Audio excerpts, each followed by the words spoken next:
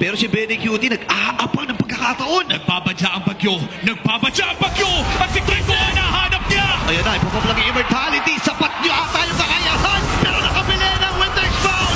Makaka-trace na siya. Pero di siya makakaligtas. Sa pangin ni Zyda. Breaker from the sprint. At si Zyda na unang kill. Dalawa na kagad ang kanyang napitas. Oh my goodness. Isinama pa nila sa hukay si Kirk. Actually, apat ang napatumba mula sa Super Fam. Oh, Benny, Zyda. Grabe yung pag-hunting nila kay King Kong.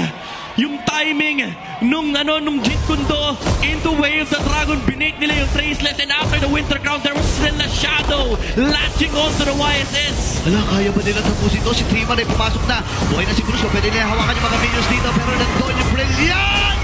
At kumama din yung Throne of Ruin. Lassie with a kill. Pero kumama din si Lassie dito. Base shot na ang magiging call ng TNC Pro Team.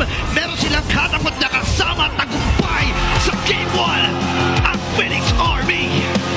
Massive outplays.